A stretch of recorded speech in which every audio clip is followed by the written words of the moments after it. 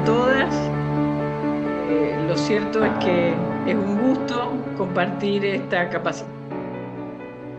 En realidad está pensada para los residentes de educación especial, pero si hay 400 personas, quiere decir que hay mucho más que residentes. Y esto es bueno. Justamente los residentes de educación especial no creo que lleguen a 100 en toda la provincia, y tal vez menos. Pero creemos que estamos trabajando con temas que le importan a todo el sistema, tanto al sistema, a las modalidades de educación especial, como al resto de las modalidades del sistema, porque yo creo que hay mucho para aportar en esto. Y por otro lado, lo que hemos buscado justamente tiene que ver con algo de lo que están diciendo los pedagogos que hay que hacer en este momento. Por un lado, reconectarse, a pesar de que estemos aislados, estar juntos, para no ayudar a fragmentarse, no unir el sistema, mucho más en una época, por ejemplo, en el caso de los residentes. Y por otro lado, me parece algo importante para tener ahora, es la idea de crear comunidad. Es decir, la comunidad se crea cuando hay un montón de personas que están aprendiendo juntas y cuando hay gente que puede aprender de nosotros. Entonces, en estas dos instancias de crear comunidad y también de reconectarnos, estamos trabajando estas capacitaciones. Laura Toqueto, si es que puede conectarse, ella es... No sé si se me escucha. Sí, bueno, me alegro. Hola, buenas tardes. Bueno, ella es licenciada en educación, pero también es profesora de educación primaria y tiene un título que medio que va a mostrar que lleva varios años en el sistema, porque es de la época de la profesora de educación diferencial, que ya por suerte esa... y a su vez es formadora de formadores, está en el Instituto Rayuela y también en La Valle, y a su vez es directora de una escuela, de la Escuela Sicoli de La Valle, que justamente trabaja el tema de la discapacidad. Y el caso de Guillermo Carmona es también, ambos son profesores universitarios, él es profesor universitario de discapacidad mental y motora, pero también es máster en psicopedagogía, se ha especializado en España, y en Málaga, y es docente, docente universitario también en la universidad en el tema de tecnología digital y educación. Universidad. Es decir, que está en el tema de formador de formadores, en educación en la universidad, también en el Instituto 901, donde coordina la carrera de profesorado de educación especial, y a su vez es director de una escuela especial. Es decir, hemos buscado gente que no solamente sea reconocida, no, también veo que estamos, para que vean,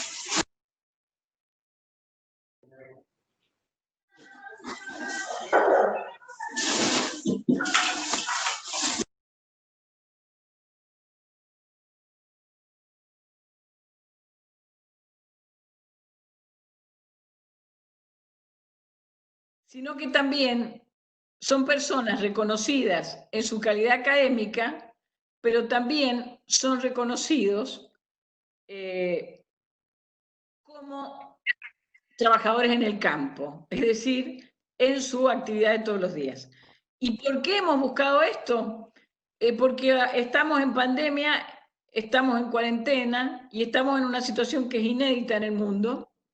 Y a mí me pareció interesante algo que dijo el gobernador de Nueva York. Dice, hemos tenido que diseñar el avión mientras lo estábamos volando. Y si yo tengo que diseñar un avión mientras lo estoy volando, ¿a quién voy a buscar? ¿Voy a buscar a alguien que no esté arriba del avión? No, voy a buscar a alguien que justamente, además de conocer el sistema, también esté adentro del avión de manera tal que se juegue y que se arriesgue en eso.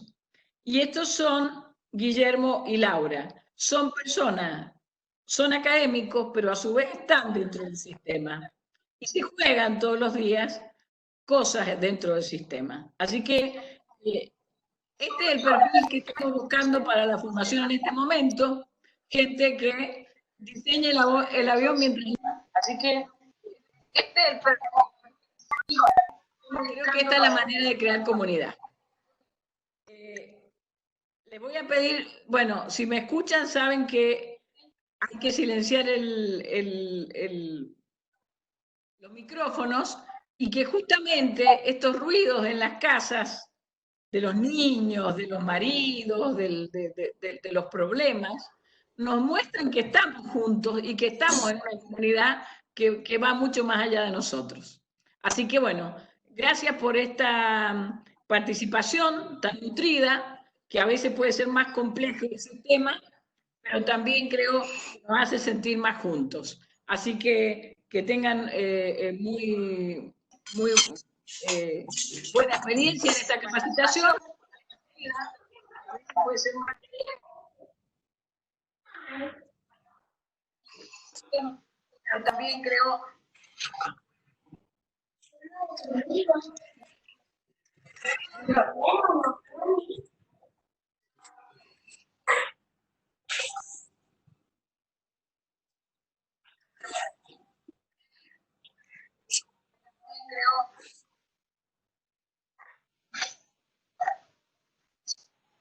Espero que me escuchen. Hola. Se escucha. ¿Me escuchan? Hola, Guille. Hola, Laura. Somos compañeritos de esta cruzada. ¿Y qué puede pasar? Que hace 5 minutos se cortó la luz acá en la cesta. Y bueno, hemos tenido que volver a encadenarnos. Bueno, Guille, vos me vas a ir pasando la aplicación. Y primero quiero agradecer la confianza que tienen en nosotros, ¿no es cierto, Guille? Hay mucha gente conocida, así que agradecemos todas. Son muchos años, como dice Emma, en el sistema y es un gusto poder compartir esta pequeña experiencia que nos han pedido que hagamos desde este lugar de donde trabajamos. Así que primero, gracias a superiores, a Emma Cunietti, a nuestra directora de Educación Especial, Susana Gelachitz, no sé si está entre los compañeros, a las compañeras que ayer que estuvieron ayer en la presentación, María Luz Ángeles Barón y Nerina Guzmán, abriendo esto. Y bueno, es un placer estar. El tiempo es corto y vamos diciendo desde dónde venimos. Educación especial en contextos de aislamiento, dice nuestra inicio de la presentación. Esta presentación tendrá como 2 grandes partes, una que voy a, y 4 bloques. La primera parte es un poco la experiencia que nos pasó en la escuela especial como experiencia frente a esta situación de aislamiento. Cómo vemos el tema de las prácticas, cuál sería el perfil de este rol, y las metodologías y las transmedias como para entender por dónde podemos circular en estos tiempos. La anterior, Guille, anterior. ¿Ahí? Perdón, anterior. Queremos con Guillermo dejar claro que venimos de ahí, de la escuela especial, como dijo la Emma, de las 2 escuelitas que nos tienen ahora en este tiempo como directores, y somos coordinadores de ahí en los institutos en los cuales trabajamos, en San Martín y en Rayuela, y de ahí nos han invitado. Así que he vuelto a agradecer a nuestras autoridades que confíen en que podamos aportar a todos un momento de reflexión. Agradezco, ahí nos están saludando, agradezco a todos los cariños que nos van dando, ¿no es cierto, Guille? Encontramos muchos nombres conocidos. Empezamos, Guille. ¿Cuáles son nuestros objetivos? Sí. Déjame también dar las gracias. En realidad hay un montón de colegas, hay colegas docentes, directivos. Primero, bueno, a Emma Cugnetti por haber hecho la convocatoria. También a Susana Yelachi, nuestra directora de línea, que está presente. Y bueno, y también a toda la gente que trabaja con nosotros también, que nos está acompañando en la escuela y en lo que es la tarea de trabajar en educación superior, que realmente es un gusto, un placer poder estar en este espacio y poder también aportar y construir desde ahí. Así que bueno, esperemos que sume. Todo lo que hacemos lo hacemos con mucho compromiso, con mucho cariño, esperando también de que sea una experiencia que nos sirva a todos, porque en realidad la idea es que con los aportes de las personas que están acá también nos ayuden a construir. Así que empecemos y vamos viendo a ver qué es lo que va saliendo. Y empecemos, dale. En esta primera parte los objetivos son compartir algunas reflexiones acerca de qué nos pasó en las escuelas y reflexionar acerca de cómo las prácticas docentes se van a poder implicar en este tiempo atravesado por un tiempo de excepción y emergencia sanitaria. ¿Qué vamos a ver en la formación de este perfil profesional? Seguimos. ¿Qué pasó? A todos nos pasó. Seguimos la próxima, Guille. Un parate anterior, por favor. Salta solo. Bueno, ahí está el coronavirus y un alto. Nos dieron un parate así, de un sopetón de un día para el otro, ya más de 2 meses y medio. Sufrimos un parate en nuestra vida cotidiana y estamos tratando de acomodarnos. Cuerpo, mente, vida, rutinas, nuevas formas de hacer. Y esas rutinas están llenas de noticias, de miedo, de incertidumbre, de jabón, de mensaje, de alcohol en gel, de videos, de memes, de más noticias, más tareas, muchas tareas, las nuestras, las de los hijos, las de los estudiantes. Y eso nos movió todo. ¿Qué nos pasó? Yo voy a dar como un pequeño ejemplo lo que vivimos como escuela, la escuela donde yo trabajo y que compartí con varios directores. Seguimos. La próxima. ¿Cuál fue el proceso en la escuela? Se suspendieron las clases. El 16 de marzo, suspensión de clases. A fin de semana, el 20, suspensión a nivel nacional. Y necesitamos, como toda la escuela, una nueva organización. Luego esa nueva organización que implicó reorganizar tareas, reorganizar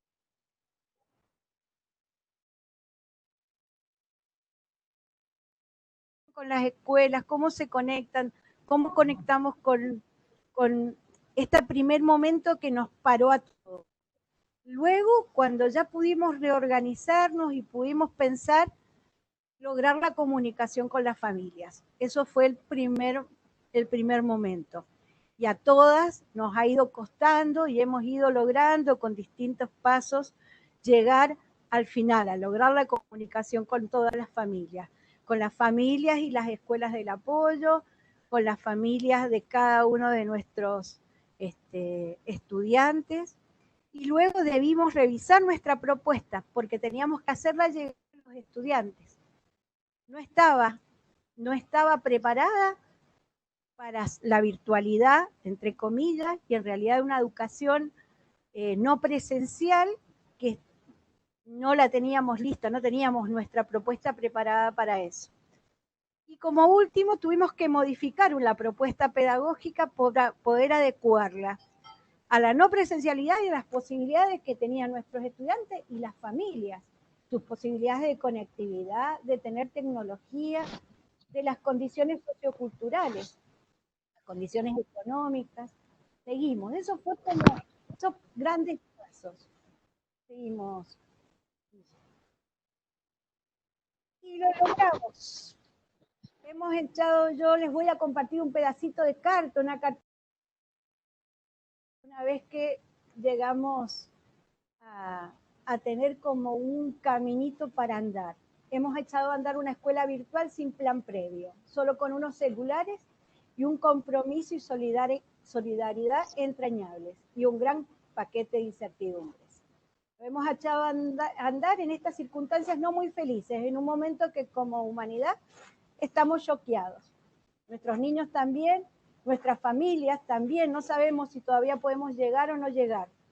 No sabemos si tienen todas las condiciones para quedarse en casa y para llevar adelante este aislamiento. Y nosotros también, como docentes o como estudiantes, en este caso del terciario, tenemos problemas para resolver todo esto. Este es un pedacito de esa carta. Y algunas imágenes como para pensar. Pasamos de una mesa de trabajo en la escuela a la mesa de cada casa. Pasamos de reunirnos para discutir el PEI, para reencontrarnos juntos en la escuela, en esas mismas semanas, a mirarnos por video. Por ahí las conferencias de video. Seguimos. Adelante, Guille. De reunir familias en rondas, fiestas, de compartir almuerzos, a que las familias se acercaran a retirar tareas y alimentos. Nuestras escuelas se vaciaron de esas presencias y se llenaron de otras cosas. La escuela por teléfono. Algunas fotitos que todas ustedes comparten y vivimos viendo de pequeñas tareitas. Vivimos, reímos, lloramos, extrañamos y aprendimos. Y pudimos ir valorando el trabajo que se ha realizado en este tiempo de emergencia sanitaria. Seguimos y vemos qué pudimos hacer o qué podemos estar haciendo. Sabemos que entramos en las casas y nuestras casas también fueron intervenidas. Se convirtieron en escenarios de videos, de preparación de tareas. Nuestros muebles se convirtieron en obra de arte y hay algunos videos ahí, pero por cuestiones técnicas no los vamos a compartir, que son las tareas que los profes mandaron. Y rescato algo que entre todas las cosas que leímos era una pequeña oración de una maestra en otra provincia, en Neuquén, en una escuela similar a la de nosotros, que no tenía tecnología para que los chicos pudieran resolver y trabajó con el celular. Y dice así, y me pareció algo muy poético y muy interesante de ese primer momento, que creo que es la gran fortaleza que tenemos en estos tiempos, es que entramos a esas casas y dice que la magia suceda, que nos hagan mejores maestros y maestras, respetuosos en la entrada a cada hogar, construir cercanía pedagógica amorosa, de celebración de todo lo que se aprende comunitariamente. Ese es mi deseo hoy y también para con ustedes hoy en este encuentro a la distancia. Ser respetuoso porque estamos interviniendo en cada una de sus casas. Así que podamos aprender y celebrar este aprendizaje comunitario. La siguiente.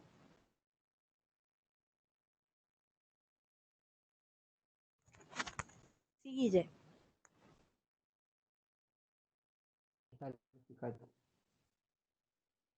Bien. Desde ese momento, entrar en casa significó que debíamos acercarnos a los chicos y a sus familias. He puesto como ejemplo algo que a nivel mundial, entender que esto no era algo que nos pasaba solo a nosotros, era a nivel mundial. Y esto es muy importante porque tuvimos que acompañar a las familias y quienes estamos en la gestión también tratar de acompañar a nuestros docentes, al personal de la escuela que tenía también los mismos retos. Trabajar, teletrabajar, estudiar y vivir en el mismo lugar, no teníamos separación. Así que ese fue el primer foco que como instituciones todas tomamos. Saber que estábamos teniendo como meta el cuidado de los niños y sus familias. Seguimos.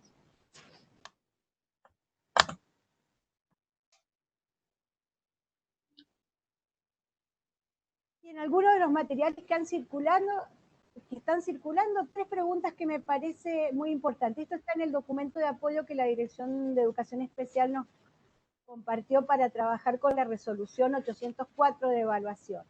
Y me parece que están muy bien planteadas las preguntas. ¿Qué oportunidades se nos presentan en esta coyuntura? ¿Qué cosas podemos fortalecer para lograr la trayectoria de nuestros chicos, dar esa continuidad pedagógica de la cual hablan todas nuestras autoridades? ¿Cuáles son los aprendizajes prioritarios para poder construir las capacidades? ¿Para dónde tenemos que trabajar para que sigan aprendiendo en su casa, en el entorno en donde están? ¿Y cómo encarar esta evaluación? Que es uno de los interrogantes importantes que estamos tratando de resolver, estudiando la 804, visualizándola, intercambiando entre todos los compañeros, cómo poder ir mejorando las instancias. Seguimos.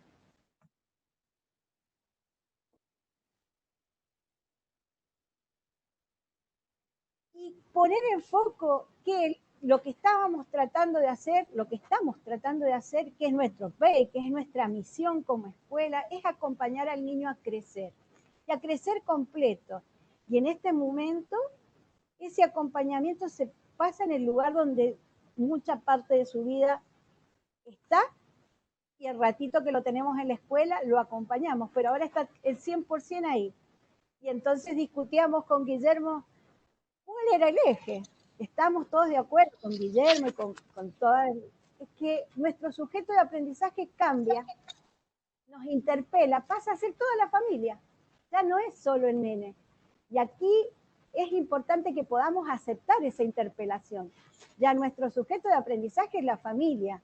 La familia que no puede enseñarle, no puede mediar, a la que le enseñamos a mediar. La otra, la que también pasa de ser mamá a ser mamá y maestra y compañera de juegos y todo, porque todo lo que él podía resolver en la escuela ahora lo está resolviendo en la casa. Y cada uno de ustedes, mis maestros, los maestros de cada una de las compañeras directoras que están ahí, nosotros también estamos viviendo los mismos problemas en nuestras casas. Entonces, la pregunta es, como escuela, como institución educativa en un momento de pandemia, ¿cómo generamos una propuesta de trabajo que incluya el desarrollo de las capacidades en la mediación que la familia tiene que hacer con el currículum? Porque ahora nosotros ya no somos las especialistas, son ellas. Decía bien Guillermo, interrelacionar lo formal, lo no formal, lo informal. Lograr poner en valor todos aquellos aprendizajes que están claramente en nuestro cotidiano. Estamos aprendiendo todo el tiempo, pero además ahora queremos agregar lo que aprendíamos en la escuela, mediado por la familia, con las condiciones que cada familia tenga. Y decía algún miembro de mi equipo, del equipo técnico que nos acompañaba, a los docentes, les decía, tenemos que pararnos en el lugar de ver las oportunidades de la familia y no pararnos en el lugar de las carencias. Teníamos que construir sobre las posibilidades. Seguimos. Y ahí aparece la necesidad de que las experiencias didácticas abarquen áreas, diversas áreas, que sean proyectos, que no sean actividades sueltas. Como nos proponen inclusive los materiales y nivel inicial, propone áreas de trabajo, la vida cotidiana, lo psicomotriz, el arte, las emociones. Podemos pensarlo integrándolos en una BP, en un proyecto, en una secuencia integrada, en un trabajo en conjunto colaborativo con alguna de las áreas. Lo importante es que elijamos una pedagogía que dé sentido y relevancia, que implique un mensaje que llegue a toda la familia para mejorar el aprendizaje de nuestros chicos. Seguimos. Pedagogía que dé sentido, que sea relevante, que no sean actividades por cumplir. Y eso nos hace la necesidad de que cada docente en cada rinconcito de su casa tenga que revisar el PCI, tiene que revisar el proyecto curricular, tiene que priorizar los aprendizajes. Hay un montón de materiales en la circular 9 de la Dirección de Educación Especial, para el caso particular nuestro, tenemos un montón de materiales que nos ayudan a pensar cómo priorizar esos objetivos. El memo de la Dirección de Escuela sobre aprendizajes prioritarios que acompaña mucho a las chicas de apoyo. Pero si se fijan, el marco pedagógico de la emergencia es en función del marco curricular vigente. Y están planteadas las capacidades, el aprender a aprender, el trabajo con otros, el compromiso. Y los ejes, cuidar a sí mismo en este momento, tener autonomía aún en la casa, quizás es el momento de que la mamá se anime a dejar que se vista solo, que se tome su desayuno, que haga todo lo que nos cuesta un montón, ahora lo ponemos como eje.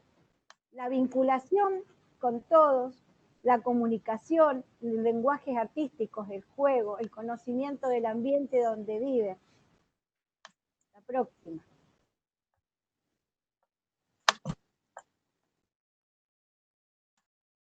De lo que se trata es de no perder cuáles son los ejes del desarrollo de los chicos. Y tenemos estos 3 puntos como 3 patitas en nuestro PCI. El juego como experiencia básica, la importancia del lenguaje y la comunicación y el desarrollo corporal. Yo tenía algunos ejemplos ahí, cómo las maestras fueron llegando. Una seño que por WhatsApp le va dando las indicaciones. Otra seño que manda un video que está señado con señas y no lo vamos a poder abrir porque por una cuestión técnica no se escucha, pero después se los podemos compartir cuando compartamos los materiales. Son todos videos de las mamás, de las maestras, perdón, hacia las mamás y hacia las familias. Refugios, los chicos construyeron refugios en educación física a partir de la lectura de un cuento. Es decir, todo lo que ustedes ven ahí tiene que ver con un proyecto que integra los ejes del desarrollo. Y aparece el juego, porque el juego forma parte de ese día del chico. En esta semana que dice mi profe de ludoteca, que es la semana del derecho a jugar. Y creo que todos resolvimos mucho desde el lugar del juego para acompañar a las familias. Y esto me parece que es importante, que los 3 ejes estén atentos en las distintas tareas que generan como grupo. Sigamos. Ahí hay una preguntita que me parece importante resolver. ¿De dónde bajamos los diseños curriculares de educación especial? Son docentes de otro. Esto me parece importante volverlo a marcar. Claro. El diseño curricular es el diseño de referencia, es el diseño del nivel en el que el chico cursa, con respecto a su edad cronológica. Puede ser un niño de nivel inicial, de atención temprana, de primaria, de secundaria, de CEBJA o en el caso que nos acompaña también en los terciarios. El diseño curricular es el diseño de referencia. ¿Qué voy a hacer? Voy a hacer lo que después vamos a ver un poco también con las prácticas, vamos a trabajar con el modelo social de discapacidad y vamos a hacerle ajustes razonables a ese diseño. Y vamos a priorizar cuáles son los contenidos más importantes y trabajar con otro que nos estamos adelantando un poquito. Pero la idea es que el diseño curricular es el diseño de referencia. Y voy a hacer los ajustes de acuerdo a la persona, a mi estudiante. Vamos a profundizar más adelante con esto.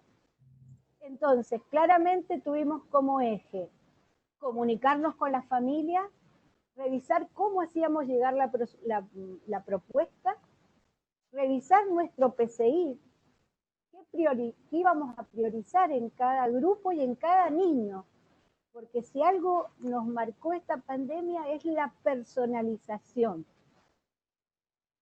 Y luego, claramente, ayudarle a la familia a organizarse. Eso me parece que es importantísimo. Organizar una agenda diaria, una agenda semanal, que incluya la posibilidad de todo, de las actividades de la vida cotidiana, de la tarea y del juego.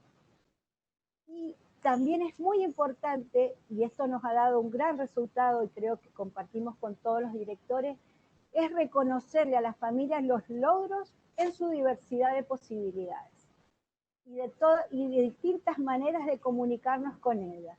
Teníamos un pequeño audio ahí que escuchábamos cómo Carla, una docente, los organizaba para cerrar el proyecto de esa semana, cómo recordaban todo lo que habían trabajado y podían resolver la última tarea, que era el cierre del proyecto y el producto final, que era un cuento hecho con marionetas, representado con marionetas, por una cuestión de respeto de no publicar, hemos dicho de no queremos publicar ninguna de las caritas de los chicos, no les podemos compartir lo bonito que quedó ese cuento y cómo participó la nona, el papá, la mamá, los hermanos en las marionetas, ¿sí? Y hasta la nona movía marionetas y contaba el cuento y nos reíamos todos, y eso estaba como muy importante para nosotros en las devoluciones, poder reconocer a todas las familias en sus posibilidades de cómo hacía la devolución de la tarea. Si manda el cuadernillo que mandamos fotocopiado con el alimento en la próxima entrega, si habla por teléfono y le dice que le gustó la tarea porque solo tiene el llamado telefónico, o si mandan unos videos súper producidos que son hermosos. Todo eso son logros. Y sabemos que es la clave de nuestro éxito, que la familia acepte ser la mediadora. Seguimos. Espero que me escuchen aquí. Y en esto de esperar ser la mediadora, empezamos a probar a hacer algunas grillas, algunas rúbricas que contestaran las familias. Así que yo pedí prestado esta grilla que es de Cecilia García, de la Escuela Espora, de otra compañía, que nos pareció que era muy demostrativa. Yo miro a mi nene, lo enseño a mirar, participó de la actividad, no quiso, decime, ¿le gustó, no le gustó? ¿Cómo fue su cara? Los enseñamos a mirar. Y esto es muy importante y lo están trabajando muchísimo las chicas de todos los servicios de atención temprana, de los más chiquitos, de los niños con abordajes complejos. Que no sabíamos cómo poder enseñarle a la mamá a hacerle un masaje, a relajarla, a escucharla. Nos abrió un campo de trabajo que todavía no está explorado. Y lo seguimos construyendo. Seguimos.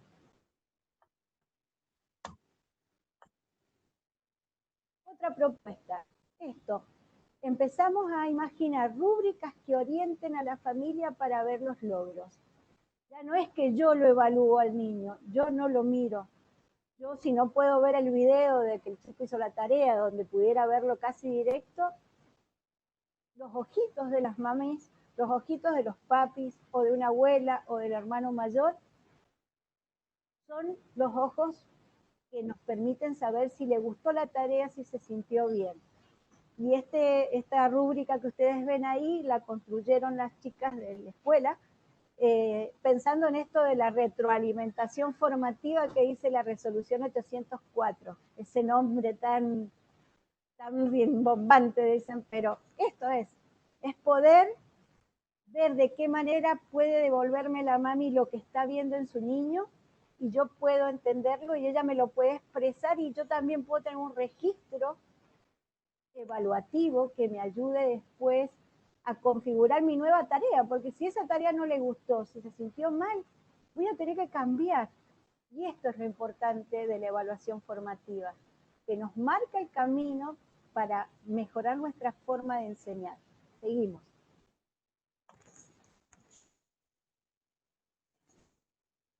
Y entonces les pongo 3 ejes de reflexión.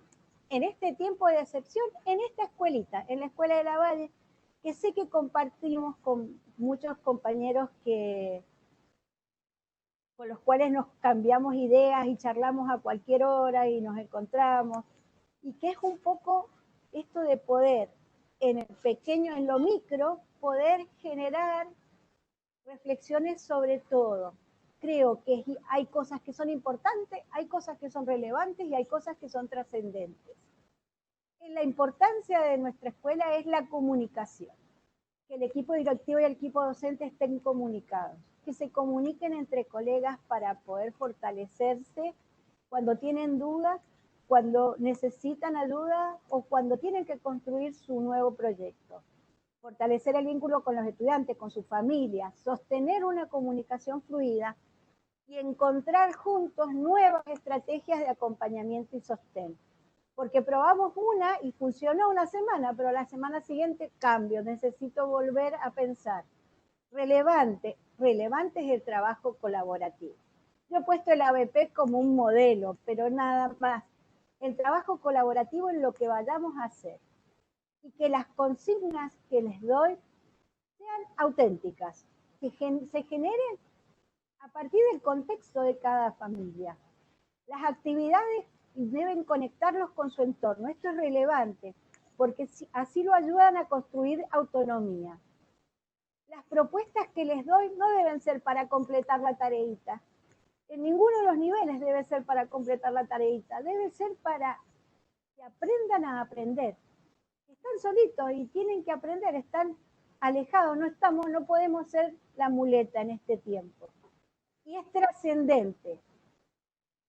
La trascendencia está en que el encuentro pedagógico de nuestros docentes o nuestros practicantes, ahora si acá entran los practicantes a entrar en este momento, sean encuentros pedagógicos que son a distancia, pero son vinculados desde el lazo afectivo y con sentido. No se olviden nunca que para que algo sea trascendente tiene que producir sentido, tiene que atender a la subjetividad y a la construcción del yo, del lazo afectivo, del vínculo. Y es una oportunidad para construir capacidad en las familias, para que acompañen el desarrollo de las posibilidades de sus chicos. Y además creo que es súper trascendente, y quienes nos conocen, y a Guillermo más, porque siempre ha estado, es una forma de empezar a pensar y experimentar alternativas para cuando volvamos. Estamos usando la tecnología como nunca lo hemos hecho, y en muchas ocasiones no entrábamos por ahí. Y ahora nos dijeron que sí o sí, así que acá estoy aprendiendo, todavía no aprendo un montón, como todos ustedes. Menos mal que tengo a Guille ahí de sostén. Dale, Guille.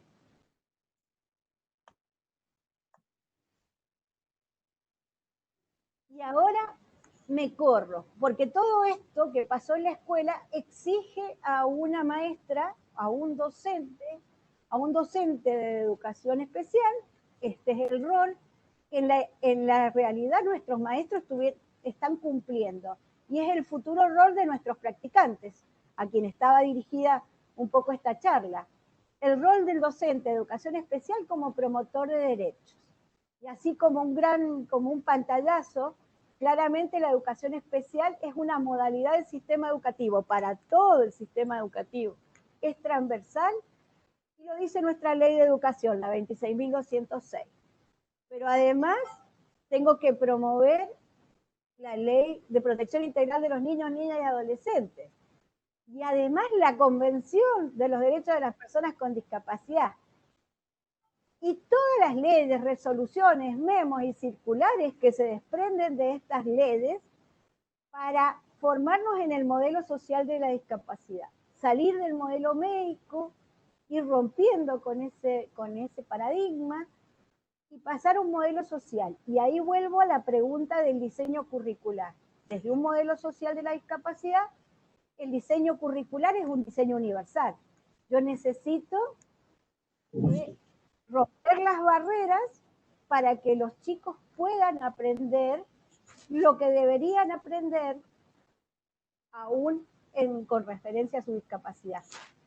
Levantar barreras y hacer ajustes razonables para que los chicos puedan aprender lo que tienen que aprender, los aprendizajes prioritarios, los NAP.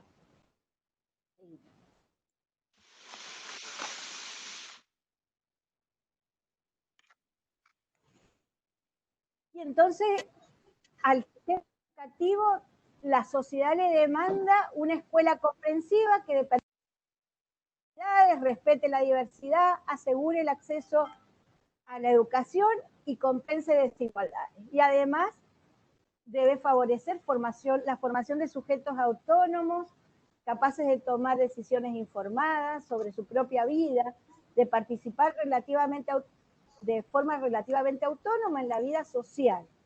Esta es una demanda al sistema. Ese sistema demandado necesita formar docentes que respondan. Seguimos.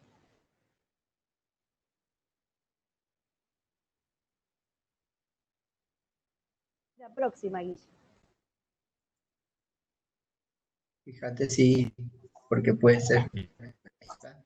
Entonces, las prácticas en las carreras, de todas las carreras docentes, deben ser miradas de este modelo pedagógico institucional. Institucionalmente, como sistema educativo, y cada institución, cada instituto formador, va a necesitar un egresado que lleve consigo, dicen por ahí, la llama de la provocación para que la escuela se transforme para responder a esas nuevas demandas o a viejas demandas que todavía no han sido cubiertas. Y hay una coherencia en ese egresado con ciertos principios que lo animan a hacer, así dice nuestro modelo pedagógico, el del instituto donde yo trabajo, animadores del hacer, ser capaces de hacer qué, ser capaces de entender que el principio es el valor trascendente de la educación para la persona y el contexto social donde ella se desarrolle. Que el trabajo por el cambio en la educación tiene que servir a la vida y al desarrollo de las personas que tengo a cargo y de mi propia persona, de mi desarrollo personal y social como individuo, como futuro docente, como persona en el tiempo que voy estudiando. Y la búsqueda sin descanso de la pertinencia y la significatividad. De nuevo, que lo que yo enseñe sea relevante, que sea significativo, que lo que decida tenga que ver con eso. Seguimos, Guille.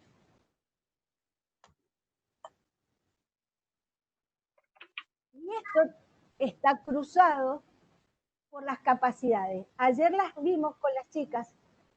El perfil profesional en los reglamentos de práctica de Mendoza dicen que debe estar vertebrado por las prácticas. La práctica debe ser el espacio de referencia donde se desarrollen las capacidades que conforman el ser docente. Tengo que revisar ese perfil para que todas las materias, todos los espacios curriculares actúen en función de las 6 capacidades centrales. Las leemos rápido como para recordarlas. ¿Qué tenemos que hacer como docentes? Dominar los saberes a enseñar, actuar de acuerdo con las características y diversos modos de aprender de los estudiantes. Hoy tenemos que cambiar la forma de actuar por la dinámica que hoy tienen las clases en aislamiento. Tenemos que dirigir la enseñanza y gestionar la clase. Antes nos preocupaba cómo armábamos el grupo, cómo controlábamos la disciplina, cómo trabajábamos con todos adentro del grado. Hoy ya no tenemos eso. Hoy cada uno está sueltito. Tenemos que ver cómo hacemos dirigir esa enseñanza y cómo gestionamos la nueva clase. Esa clase unida, pero distribuida, distanciada. Intervenir en la dinámica grupal y organizar la gestión de la clase. Y el trabajo también, el trabajo de todo el grupo. Y el trabajo colaborativo. Intervenir en el escenario institucional y comunitario.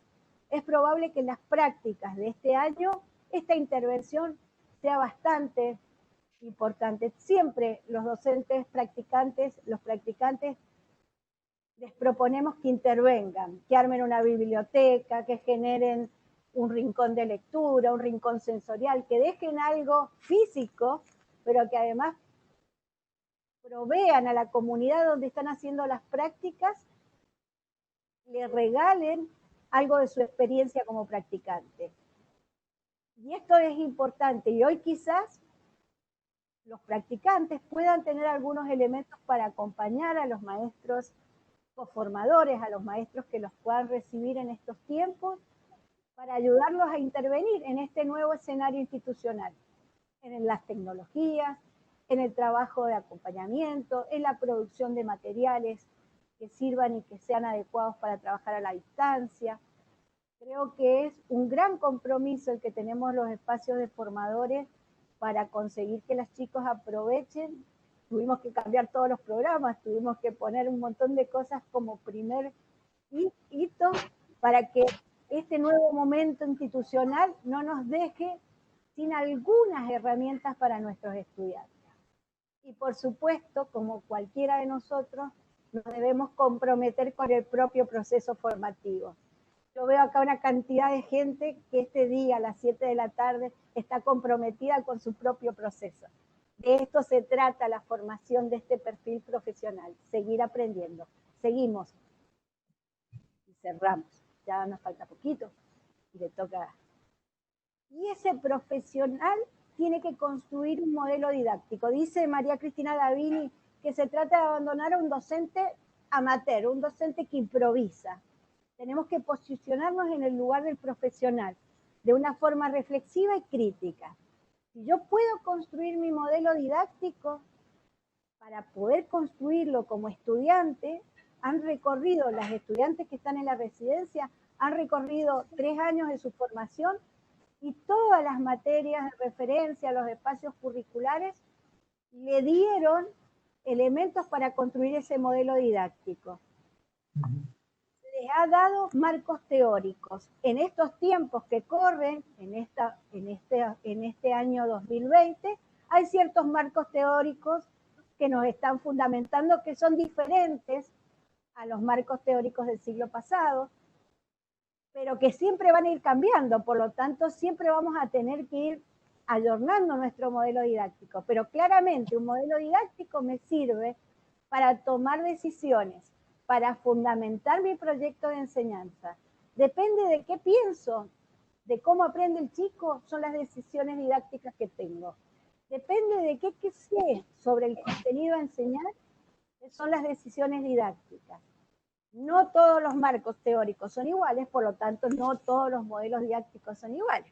Pero nosotros vamos a presentar el modelo didáctico que creemos que es acorde para este momento, en educación especial y para toda la educación, entendiendo que somos promotores de derechos. Entonces, este modelo didáctico tiene diversos objetos de estudio. Depende de qué quiero enseñar, voy a tener enfoques y métodos. Pero claramente, todo modelo didáctico tiene que tener en cuenta un sujeto que aprende, un sujeto que enseña, una serie de enfoques que me explican a ese sujeto que aprende de una manera y a ese sujeto que enseña de otra manera, métodos que ponen en un lugar al sujeto que aprende o en otro, y otro método que pone al sujeto que enseña en una tarea y en un rol, y otros métodos que lo ponen en otro rol. Por lo tanto, es muy importante poder definir cuál es mi modelo didáctico, poder tomar postura, asumir postura, ¿no es cierto, Guille? Hay que asumir.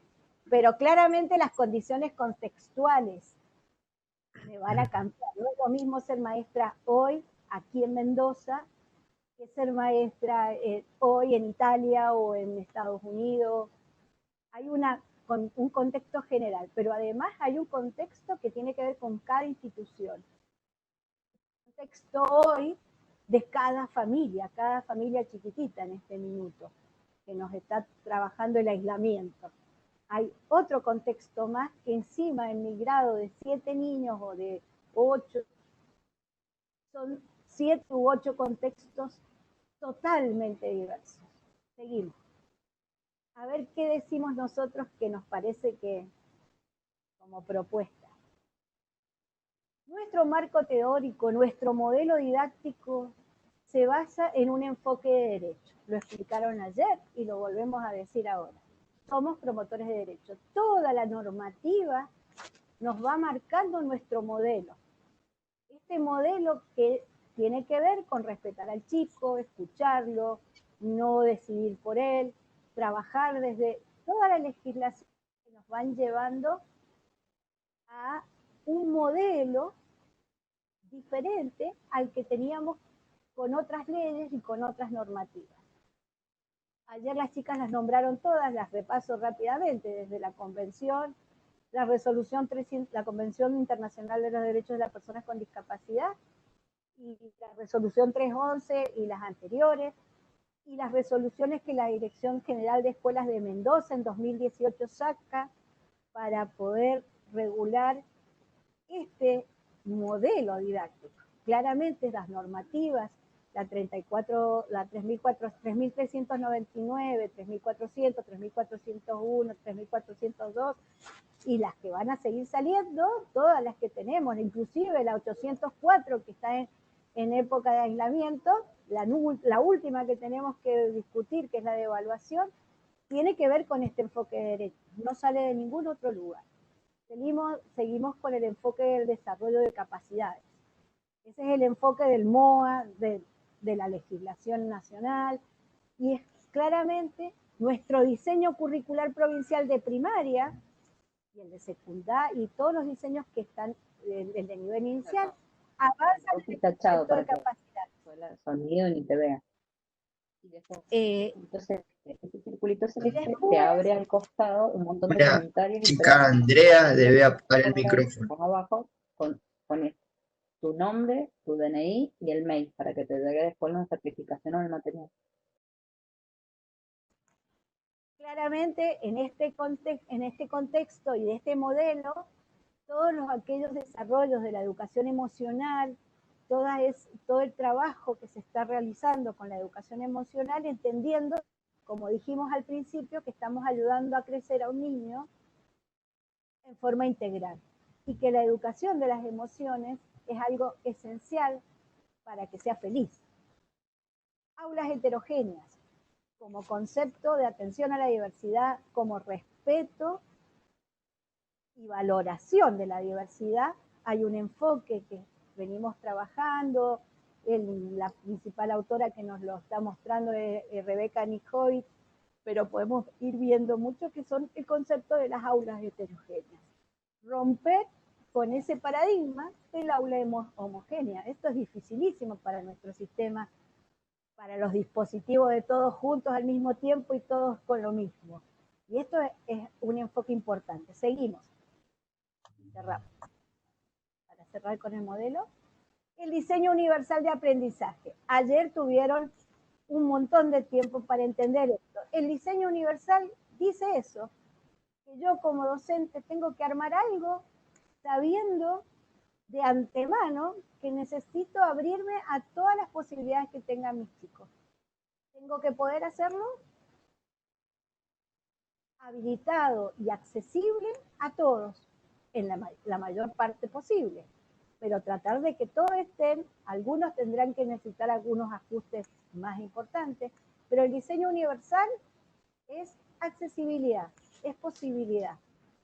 Y eso en el marco de una pedagogía por proyectos, porque nosotros decimos que la pedagogía por proyectos genera sentido, da significado, trabaja desde lo colaborativo y desde lo democrático.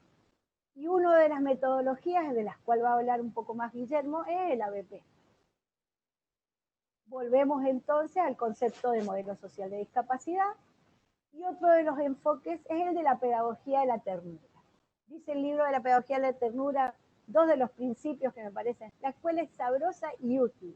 Yo estoy feliz, aprendo en la escuela.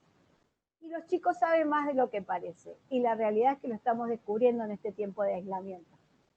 Seguimos. Este enfoque en educación especial y sobre todo con aquellos chicos que van a necesitar abordajes más complejos, debe ser un modelo de calidad de vida y debe ser una planificación centrada en la persona. Es la metodología para trabajar ese modelo de calidad de vida. Es decir, tengo que apuntar a que ese chico tenga una buena calidad de vida. No importa cuáles son las condiciones, sino en las condiciones que tenga como trabajo en una planificación centrada en la persona. Y desde el punto de vista de los enfoques de la alfabetización, el concepto de alfabetización es múltiple, donde van a entrar todas las alfabetizaciones. El enfoque de alfabetización es múltiple. Yo en todas las escuelas debo abrir este enfoque. Alfabetizar, como normalmente nos alfabetizamos, alfabetizarnos funcionalmente, con lengua de señas, con braille, con comunicación aumentativa. El concepto de alfabetizaciones múltiples amplía ese concepto de alfabetización, que ya está ampliada de por sí en todos los marcos teóricos de los programas de alfabetización que la provincia tiene. No es el código leer y escribir, es mucho más. Y entonces, después sí, hay métodos para cada uno de estos modelos de alfabetización. Hay métodos. Cada uno se va a especializar o va a poder aprender, pero el enfoque es este. Tengo que habilitar múltiples alfabetizaciones. Seguimos, Guille. Ya te estoy tomando 10 minutos. A modo de ejemplo les muestro la página del diseño curricular provincial de la primaria. Solo a modo de ejemplo, porque claramente muestra todos estos enfoques que nosotros estamos diciendo. El derecho del niño a aprender, las capacidades, la pedagogía de la diversidad, el trabajo por proyectos. De alguna manera yo vi en esto que están todos los modelos. Y si este diseño me abre este pantallazo, es adecuado para mis chicos. Pero claro, cómo desarrolle los contenidos, los saberes, los aprendizajes, ahí va a ser la diferencia. Sigo con la otra. Coincide con los diseños de secundaria y de primaria en esto de un mapa donde el niño es el centro y hay un derecho a aprender. Y cómo diseñar experiencias para que desarrollen capacidades. Y vuelvo a lo mismo. No sirven las actividades sueltas. No sirven las actividades de entrenamiento solo por actividad de entrenamiento. Sirven en función de una secuencia didáctica integrada. Y esa secuencia didáctica integrada es mejor si está dentro de una metodología por proyectos. Y hay muchas formas de metodología por proyectos, pero claramente los proyectos nos ayudan a integrar las áreas, nos ayudan a resolver problemas. Como siempre digo, cuando nosotros tenemos un proyecto, la meta es clara y empiezo a caminar y a tener logros para llegar ahí. Y se desarrollan las capacidades en función de resolver el problema que el proyecto me plantea. El ABP es otra forma, pero claramente estamos ahí. Esa sería nuestra forma o nuestro modelo de planificación, si se quiere. Por eso elegí, para que sepamos que son materiales que ustedes tienen en el recorrido, el diseño curricular de primaria, pero también lo tiene el diseño de nivel inicial, trabajando con secuencias, con unidades integradas. También lo tiene la secundaria solicitando el ABP. Seguimos.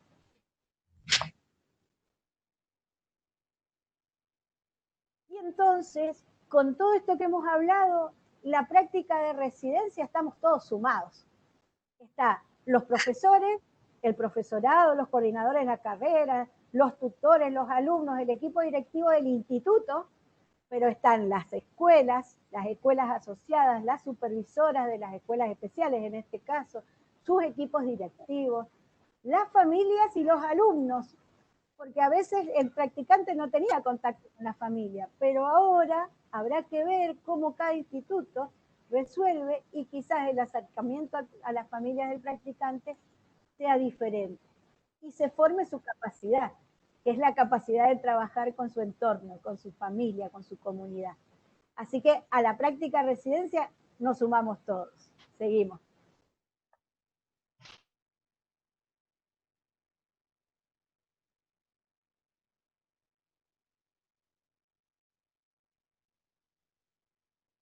Y entonces la práctica se convierte en una evaluación auténtica, porque es una evaluación formativa, desde la primera práctica que tuvieron en primer año hasta la última. Lo que pasa es que la última, la de cuarto, nos da a todos los docentes formadores y a los directores de las escuelas una reflexión que nos permite mejorar, porque cuando hay alguien haciendo una práctica, se comparten experiencias, los practicantes nos cuentan cómo les fue, relatan su proceso formativo, los equipos directivos de las escuelas, los docentes que los han recibido, los coformadores, los profesores de los espacios curriculares que van a observar a las chicas a la tarea, pueden hacer un análisis crítico y reflexivo. Y entonces se dan cuenta que las chicas, por ejemplo, había que darles más de educación digital. Eso lo supimos hace un tiempo. Y casi todos los institutos resolvimos agregar UDIs de educación digital. Y así cada decisión, cada instituto va viendo, de acuerdo a la demanda de su zona, de su sector de influencia, de las prácticas de sus docentes, de la carrera, cómo toma decisiones institucionales. Y también las escuelas que comparten con nosotros, si la practicante lleva una forma de habilitar algo y le gusta al docente, lo va a trabajar. Y va a aplicar una nueva línea de acción y un principio didáctico como plan de mejora. Se supone que en los institutos tenemos que formar a nuestros estudiantes para la transformación, para mejorar los espacios de formaciones anteriores. Decía Emma Cunietti cuando me presentó que yo soy una profesora de educación diferenciada. Imagínense que yo he tenido que cambiar toda mi formación de base. Tuve que generar otra, porque hasta se cambió el título. El título ha cambiado un montón de veces, pero claramente el mío es bastante antiguo. Así que, pero había un concepto de la educación especial muy diferente al que tengo hoy. Muy diferente. Y eso se pudo realizar gracias a la evaluación formativa. Seguimos.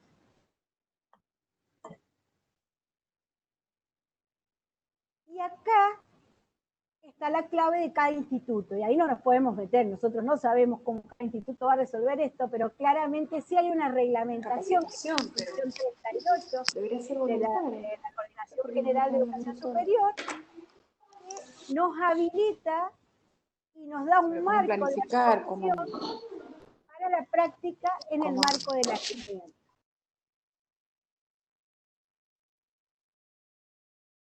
El reglamento de la práctica profesional. Pero cada instituto va a construir su proyecto de práctica de acuerdo a su contexto y a sus escuelas asociadas. Seguimos.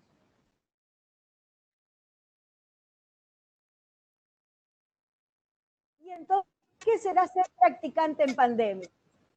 Claramente yo voy a jugar con este mismo cuadro. ¿Qué es importante? La comunicación del equipo de prácticas, del equipo directivo de las escuelas y de los institutos y el docente formador, entre las practicantes.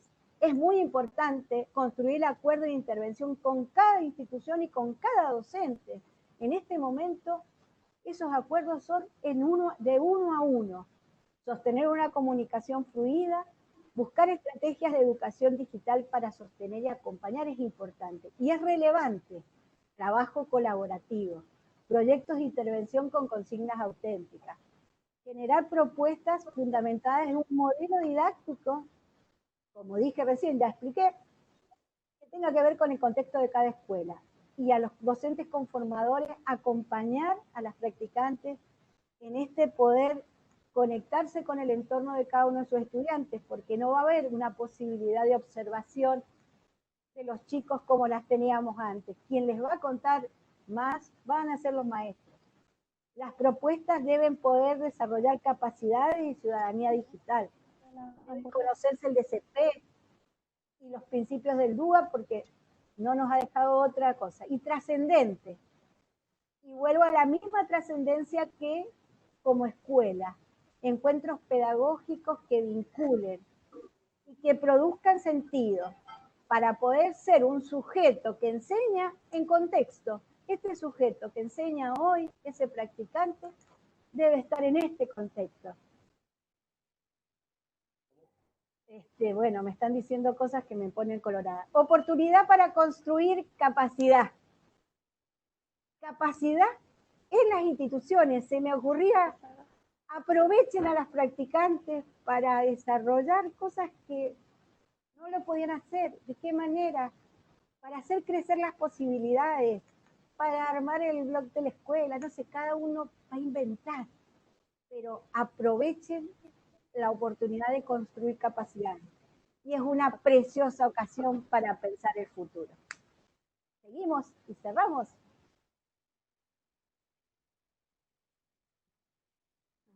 Y entonces los pasos siguientes son lo que venimos diciendo. Cada instituto formador y las escuelas asociadas van a conformar las posibilidades de una práctica en pandemia. Cada uno de ustedes va a saber cuáles son esas posibilidades. Habrá que darse tiempo para comunicarse con las escuelas, para construir el convenio institucional que dice la resolución. Habrá que darse el tiempo y reflexionar cómo vamos a planificar esa intervención. Y esa está centrada en el acuerdo que logremos, y habrá que usar herramientas para la evaluación formativa, porque reflexionar sobre una práctica en este tiempo va a ser todo un trabajo de investigación para el futuro. Es histórico lo que nos está pasando. Ser maestros en pandemia, ser practicantes en pandemia, creo que no se va a repetir nunca en la historia. Cerramos.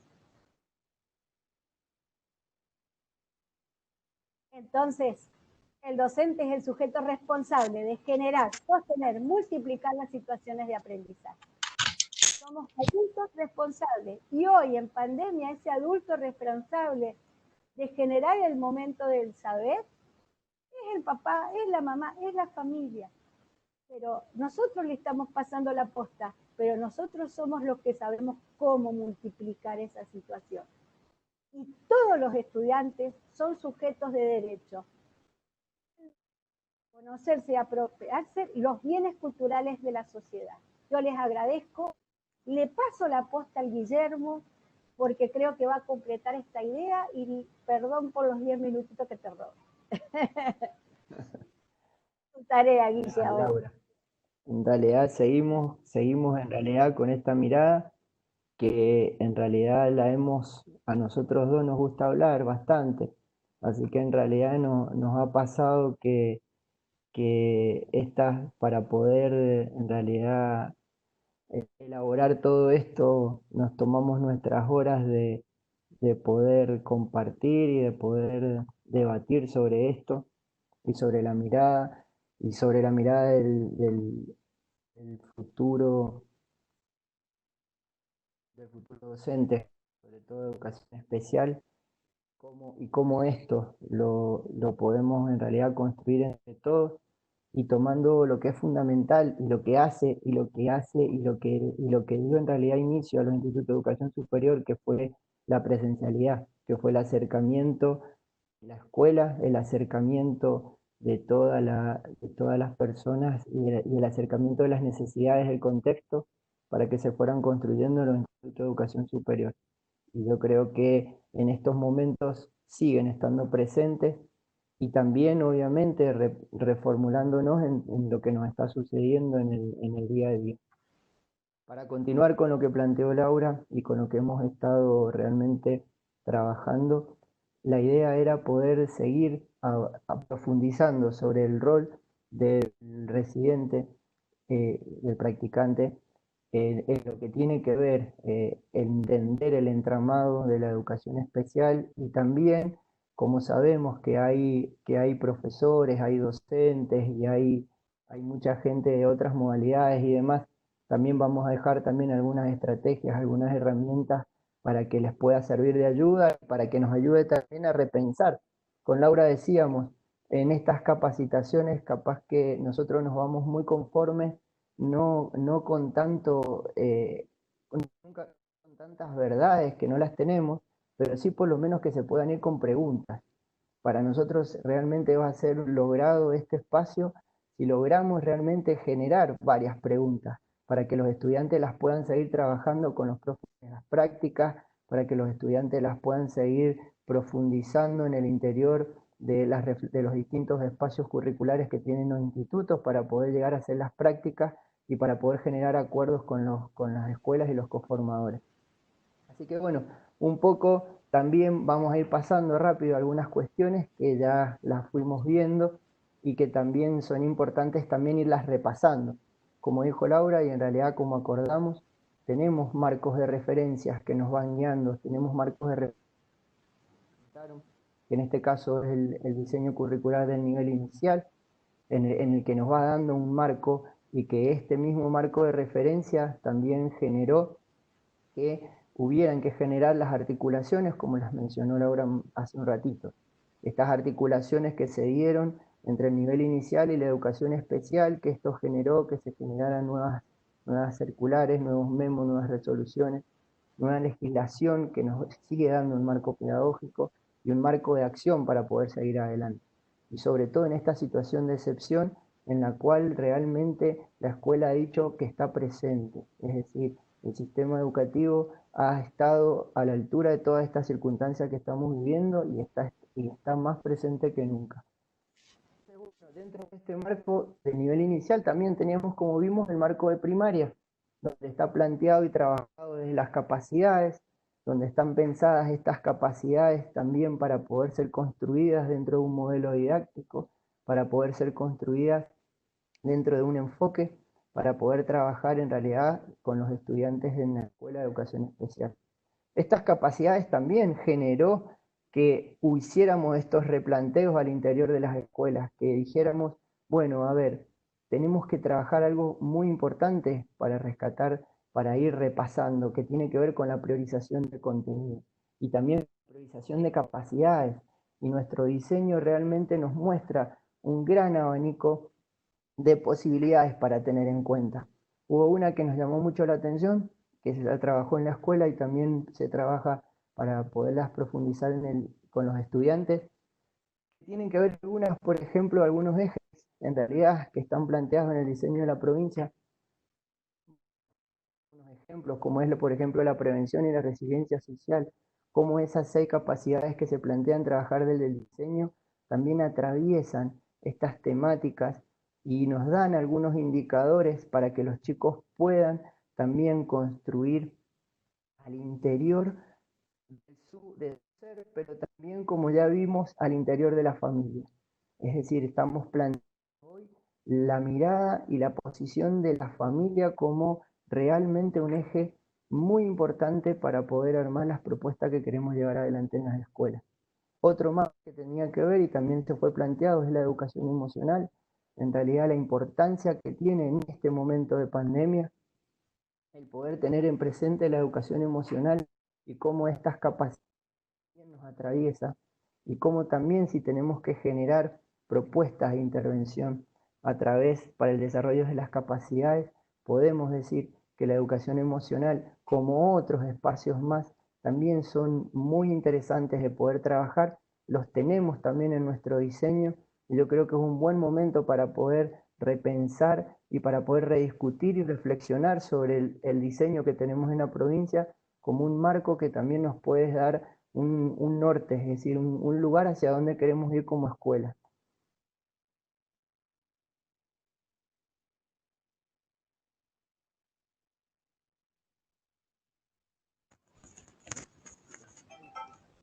Ahí está. En realidad, dentro de esta metodología actual, como estábamos hablando y como recién mencionó Laura, dentro de la provincia estamos llevando el ABP. Y en realidad dentro de educación especial estamos profundizando sobre esto y estamos tratando de poder fortalecer el trabajo sobre esto como metodología. Y yo creo y comparto en realidad con muchos autores que de lo que plantean actualmente sobre esta metodología actual. En realidad esta metodología que nos lleva a poder construir competencias, que nos lleva en realidad a poder descubrir nuevos saberes, nuevos mundos, la perspectiva que establece desde la sensibilización y desde la motivación, desde el espacio de motivación del chico, provocar nuevos aprendizajes que se dan en el marco del mismo proyecto, esta oportunidad que tenemos realmente de poder trabajar de forma interdisciplinaria entre las diferentes áreas que tenemos dentro de las escuelas, que podemos realmente poder tomar en este momento la creatividad, podemos tomar la motivación, tenemos que tomar un montón de factores que hacen a lo emocional para poder llevar adelante este periodo de aislamiento que se está llevando adelante, que ya llevamos muchos días y que en realidad nos ha ido modificando como personas y también nos ha ido modificando en expectativas, porque las expectativas también han ido variando, las realidades sociales, las realidades económicas, las realidades familiares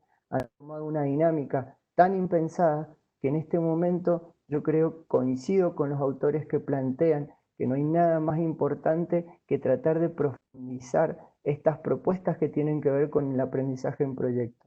Y sobre todo rediscutirlas, tomarnos los tiempos para poderlas reflexionar entre los docentes, tomarnos los tiempos para llegar a la familia, tomarnos los tiempos para ver cómo se siente la familia, cómo llevan los chicos adelante esa propuesta.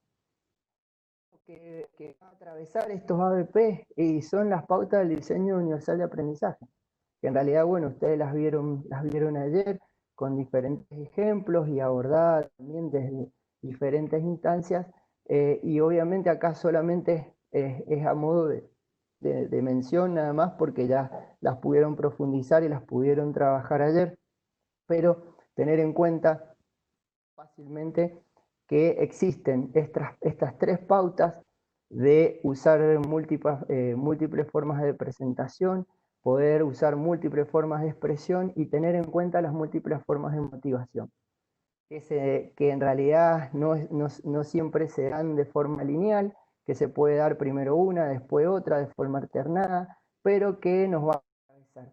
Y que estas pautas del diseño universal de aprendizaje también, yo creo que es importante la reflexión sobre esto, porque también nos posiciona desde los marcos metodológicos con el uso de la tecnología.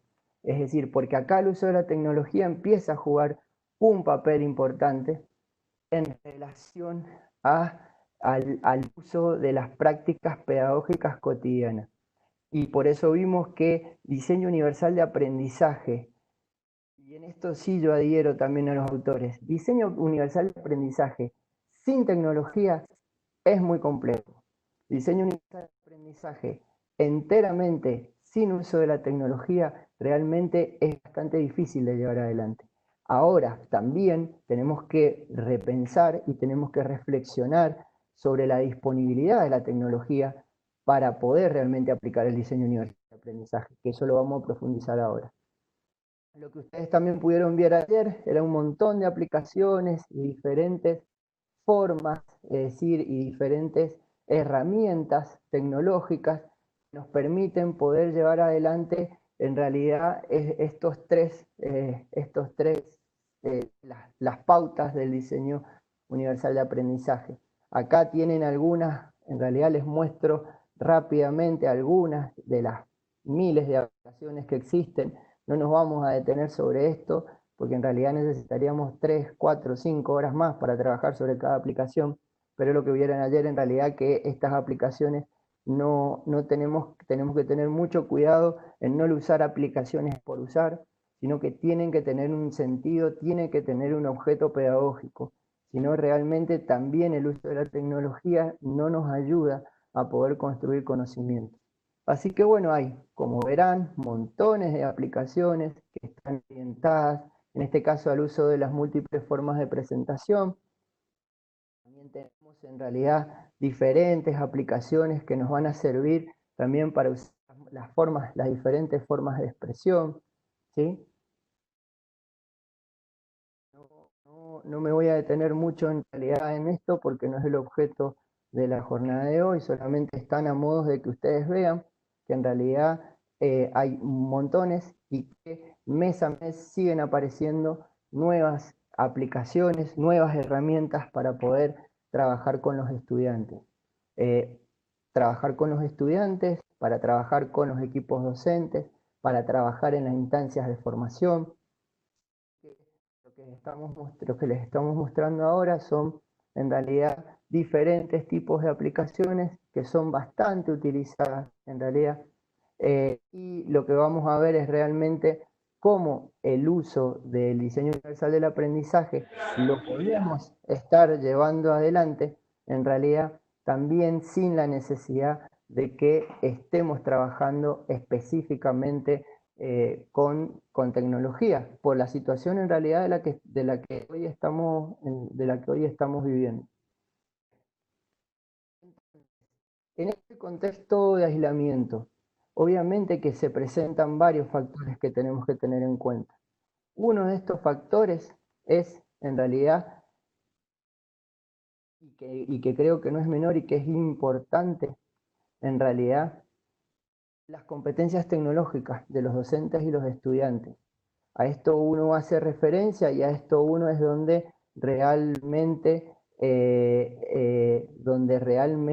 podemos decir en la evaluación inicial que trabajamos en realidad dentro de las escuelas, tenía que ver esto y la pregunta creo que se hacen muchos en decir, bueno, ¿cuáles son realmente mis competencias tecnológicas? ¿Y cuáles son realmente las competencias tecnológicas que tienen los chicos?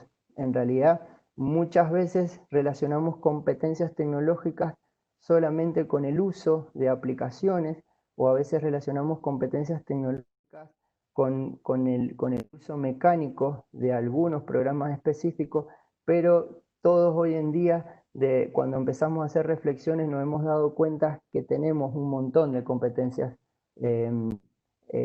tecnológicas. Y los chicos obviamente que también. También obviamente tenemos que tener en cuenta que el niño no solamente por el hecho de, como se les llamaba antes, de nativos digitales, ya nacen con el uso y ya nacen con las competencias digitales y tecnológicas, sino que en realidad eso es algo que también lo tenemos que construir y también hay que poderlo acompañar. Entonces, uno de los factores tenían que ver con las competencias tecnológicas de los docentes y los alumnos.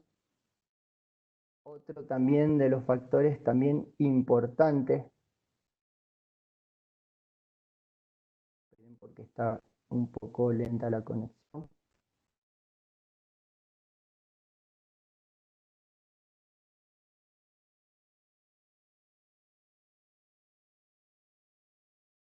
Uno tiene que ver con la disponibilidad de los dispositivos que hay en el hogar, que yo creo que eso también ha sido una situación de análisis. ¿Cuántos dispositivos cuentan las familias? Si realmente cuentan con computadoras, si realmente cuentan con teléfono, si realmente cuentan con alguna tablet, si realmente o no cuentan con ningún dispositivo, ¿sí? O cuentan con un solo teléfono y en realidad ese es el teléfono que se usa para los chicos, que se usa también la madre que está en educación superior, como nos pasa con nuestras estudiantes, que en realidad son varias las personas que hacen uso de los dispositivos. Y otro de los factores era la disponibilidad de conectividad en el hogar. Y acá también es cuando realmente nos hace pensar en cuántas familias, en cuántos estudiantes han podido tener acceso a la conectividad dentro de sus casas o de algún lugar cercano o del uso de datos. Entonces, en realidad, lo que tenemos que tener presente, en realidad, es que el poder identificar estos factores nos va a poder llevar a poder tomar decisiones. Es decir, en realidad, una de las cuestiones y preguntas que van haciendo en el momento sobre competencias tecnológicas de nuestros estudiantes, en realidad sí, es decir, está dado en realidad las competencias tecnológicas desde el punto de vista de que pueden mandar un audio o que puedan contestar o que en realidad el niño pueda usar un control remoto. Es decir, las competencias tecnológicas están dadas, vuelvo a lo mismo, no al uso de aplicaciones, no si el chico sabe usar un procesador de texto o si el chico sabe hacer edición de audio, de video. Las competencias están dadas en función de la vida cotidiana, en las cosas que puede hacer y que puede aprender en realidad dentro del hogar. Entonces, en estos factores es donde hemos visto esta disparidad, como les comentó Laura al principio. En realidad, hemos tenido estudiantes que sí tienen dispositivos y sí tienen conectividad en sus casas, pero por la lógica y la dinámica familiar les es muy difícil poder llevar adelante todas las propuestas. Hay estudiantes que no cuentan con dispositivos y por ende tampoco tienen conectividad. Hay estudiantes que tenían dispositivos y después se les fueron rompiendo. Hay estudiantes que por la dispersión geográfica en la cual están no han podido acceder a la conectividad. Se han brindado algunas estrategias como pueden ser el uso de la plataforma virtual o el uso de las plataformas educativas sin consumo de datos, pero sabemos que eso no es en realidad la solución general, pero bueno, es una manera también de dar una respuesta, pero sabemos que en realidad en la lógica de todos los días, muchas veces las familias, por sus realidades, en su gran mayoría, y sobre todo atendiendo educación especial, no ha sido obviamente con lo que nos hemos encontrado. Entonces acá es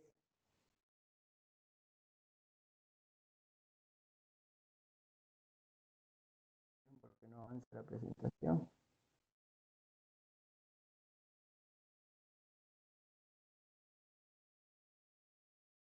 Justamente en esto, ¿cómo sostener la propuesta pedagógica? Es decir, acá juega un papel fundamental lo que vimos en los cuadros que mostró recién Aura. Son imprescindibles los acuerdos. Es decir, van a ser imprescindibles los acuerdos que se puedan generar al interior de la institución. Hablemos interior de institución, interior de nuestros institutos de educación superior, donde hemos tenido que generar montones de acuerdos para poder dar respuesta a estos tres factores que mencioné anteriormente, al que tiene conectividad, al que no tiene conectividad o al que no tiene dispositivo. Otra cuestión que acá es importante es la priorización de los contenidos en función del aislamiento. Esto de poder realmente tener en claro cuáles van a ser aquellos contenidos, cuáles van a ser aquellas propuestas que vamos a llevar adelante para que realmente podamos trabajarnos y podamos realmente concentrarnos en el niño y en su familia. Es decir, tenemos que tener muy en cuenta que la función que va a tener el niño y la familia dentro de la contención de ese niño realmente nos va a poder dar muy buenos resultados en cuanto a las propuestas que nosotros podamos llevar adelante. Acá lo importante es que la idea es poder dejar algo que tiene que ver con las tecnologías y en realidad con el uso, y sobre todo atendiendo a los estudiantes que ya están en nuestro último año y que dentro de poco también van a ser colegas. Es entender que dentro de las pedagogías tenemos que tener muy presente el papel que juegan las nuevas pedagogías en la formación inicial. Puestas a la formación inicial, obviamente atendiendo a nuestros estudiantes que están en el último año, y en donde acá empiezan a jugar un papel lo que se llaman las pedagogías emergentes. Estas pedagogías emergentes que tienen que ver justamente con tener en cuenta las diferentes tecnologías que existen, ¿sí? Y cómo éstas convergen para ir más allá de lo que es la adquisición del conocimiento. Es decir, estas pedagogías emergentes son teorías pedagógicas clásicas, en realidad, que todo el mundo ya las conoce o que ya los estudiantes las han cursado y que ya los estudiantes las han reflexionado, y que en realidad lo que hacen es establecerse en ideas más modernas. La idea de esto es poder superar los límites físicos que hay y en realidad poder tener una mejor organización del aula.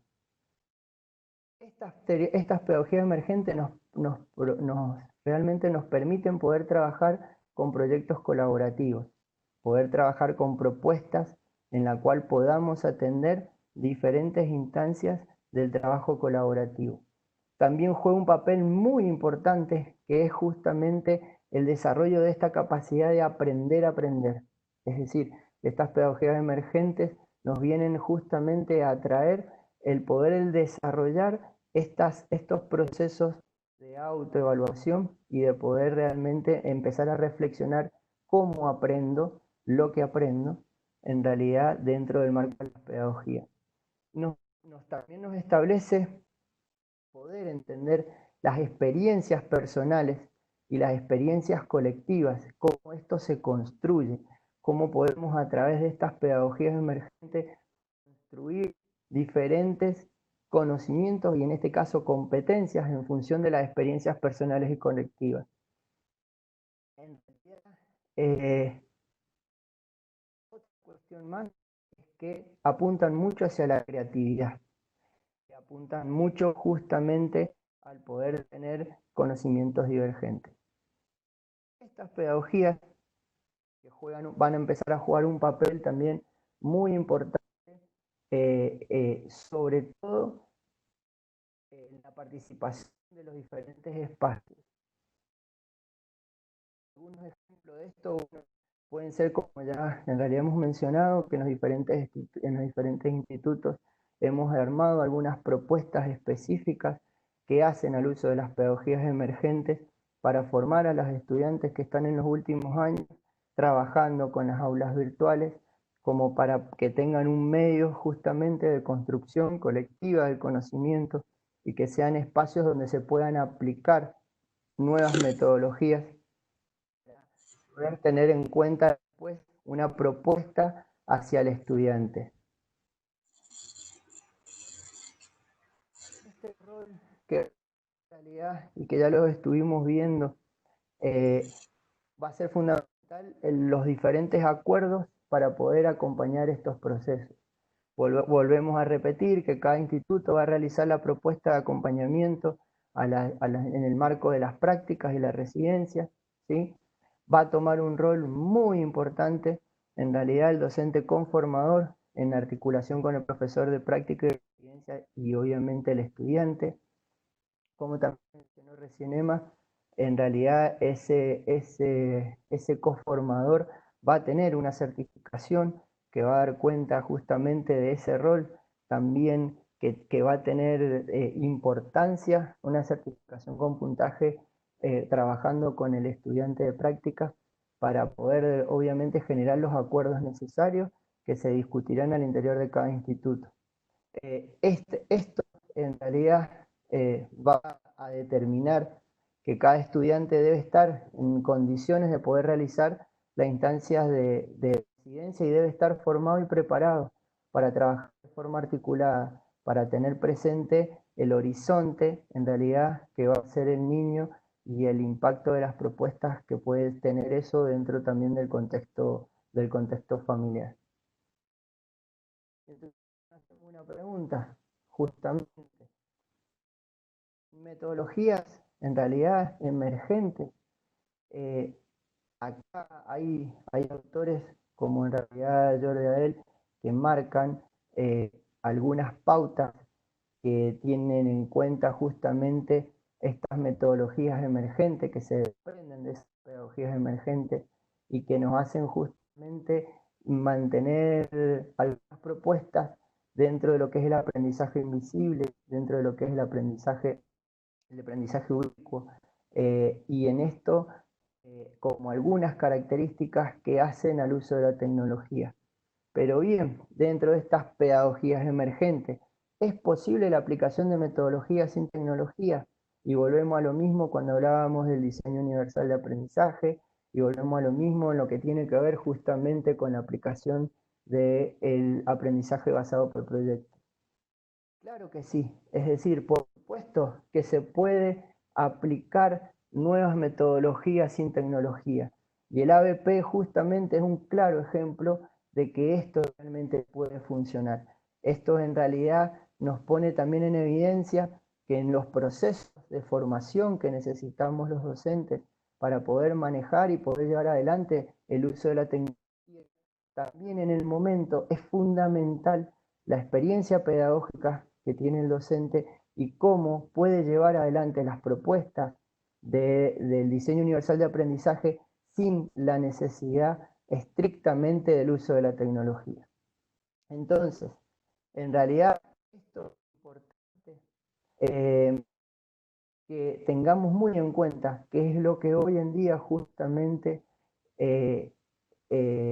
la experiencia vivida dentro de las escuelas que hemos podido recabar y las que podemos obviamente tener presente con nuestros colegas, tiene que ver justamente en cómo nuestros estudiantes se van poniendo adelante y nos van también construyendo con nosotros algunas estrategias en las cuales también nos hace repensar nuestra tarea y nos hace realmente desconstruirnos a nosotros nuestro rol docente. Por eso acá tenemos que tener mucho cuidado de no caer, en realidad, como dicen algunos autores, y en este caso Rivas también, de no caer en una visión tecnocrática o en un instrumento de las que son las didácticas para llevar adelante la propuesta de los chicos. En realidad podemos traer, en realidad podemos llevar adelante muy buenas propuestas, es decir, con las herramientas con las que estamos actualmente. Esto es importantísimo poder, y es un poco las experiencias que hemos podido ir viendo y en realidad cómo los estudiantes han ido construyendo desde las propias experiencias personales, desde las cosas de lo cotidiano, desde la creatividad del docente, de lo que hace justamente que estamos en una situación de excepción. Entonces, en realidad, si realmente nos quedáramos nada más que en lo tecnológico, lo único que vamos a terminar haciendo es aumentar la brecha digital que existe, que esto es antes de la pandemia y que ya está. Entonces, en realidad es muy importante tener presente que si nos centramos solamente en lo tecnológico, vamos a poder, sin querer, generar mayor desigualdad. Entonces, tenemos que tener muy en cuenta, en realidad, como plantean muchísimos autores, que estos estudiantes están haciendo un esfuerzo enorme, que en realidad no lo están haciendo solamente ellos, sino que está la familia. Por eso con Laura acordamos, como ella le dijo al principio, que nuestro destinatario sí se va modificando. Y como también lo hemos podido también rediscutir, tiene que ver justamente con que estamos en una oportunidad histórica, es decir, de que siempre una demanda grande que tuvimos en el sistema es el acercamiento de la familia. Una demanda enorme que teníamos en el sistema era que la familia pudiese estar más cerca de la escuela. Cuando teníamos reuniones familiares, a veces que por diferentes motivos costaba tanto poder tener presente a la familia, en estos momentos tenemos esa oportunidad exquisita de poderlos tener ahí, de poderlos tener cerca, de poderles preguntar cómo están, de poderles preguntar cómo están viviendo esta situación, si necesitan algo, si realmente podemos ayudarlos en algo. Entonces vamos resignificando nuestra práctica. Así que algo también para destacar, también profesores que hay de secundaria y que hay también de las otras modalidades, es que dentro de la tecnología emergente, con poquito que podamos tener también de tecnología, se pueden llevar adelante algunas propuestas y estas yo las dejo obviamente a consideración porque solamente las puedo mencionar, porque sí es muy importante que desde la formación continua, que es lo que siempre le decimos a nuestros estudiantes en todos los institutos, que no está acabada acá su carrera cuando se termine la práctica y se reciban, sino que cuando se reciban están empezando a seguir capacitándose, a seguir llevando adelante diferentes propuestas de capacitación, y que yo creo que acá la formación continua que tienen los institutos de educación superior, la formación continua que tiene también las universidades, en las propuestas de maestrías, en las propuestas de llevar adelante enseñanza en escenarios digitales, yo creo que también nos ayudan a poder llevar adelante estas metodologías. Acá les voy a mencionar tres que en realidad hoy en día son bastante conocidas y que y hay mucha gente capacitada específicamente en esta, en realidad que tiene que ver en tres metodologías emergentes. Hay más, por supuesto, pero solamente le era mencionarles algunas. que se pueden llegar adelante en esta situación también de pandemia, y que con la creatividad de los docentes también lo importante es que las puedan indagar y profundizar, ¿sí? Uno, bueno, tiene que ver con la realidad aumentada, la clase invertida y la gamificación. La idea es que estos tipos de metodologías en realidad son transversales al sistema, es decir, se pueden trabajar tanto en nivel inicial como en primaria o como en secundaria. La realidad aumentada en realidad es una metodología donde el uso de la tecnología nos permite mostrar en tiempo real información sobre las cuestiones físicas que tenemos en el medio y lo que nos puede dar mostrar un dispositivo. Alterna es realmente real y lo virtual, donde se van a crear escenarios interactivos en tiempo real con los niños. Es muy interesante, es algo que se ha aplicado en algunas experiencias con algunos egresados que hemos tenido años anteriores, en algunas prácticas, y realmente motivan muchísimo a los chicos. Es decir, son muy interesantes para trabajarlas en los ABP. Lo que les he colocado ahí son algunas de las aplicaciones que más se usan en lo que es realidad aumentada. En realidad, sí, ahí ponen Kiver. En realidad Kiver es una de las más conocidas y de las que más se usa, sobre todo atendiendo a lo que mencionaba Laura más temprano con lo que es la alfabetización múltiple. En realidad, usando estas aplicaciones realmente se pueden trabajar en lo que es la alfabetización, se pueden trabajar en las ciencias. Hay dos que las he mostrado, que están mostradas acá, que tienen que ver, una para las ciencias sociales, otras que tienen que ver para las ciencias naturales, para el conocimiento del sistema digestivo. En realidad es muy importante el valor, como ahí nos pone una profe, del valor pedagógico que puede tener la realidad aumentada dentro del trabajo en las clases con los estudiantes, y sobre todo para trabajar fuertemente la motivación de los chicos y que nos sirva realmente como un proceso de construcción de algo diferente. Estas aplicaciones de realidad aumentada se puede trabajar con el celular, no necesariamente necesito una compu, se puede trabajar, son aplicaciones muy pequeñas en las cuales no le va a consumir mucha memoria del teléfono, ¿sí? Son aplicaciones que en la mayoría de los casos se descargan de forma gratuita, que las pueden encontrar en Play Store, en realidad de los celulares, en los sistemas, los que tienen sistema Android, las pueden descargar.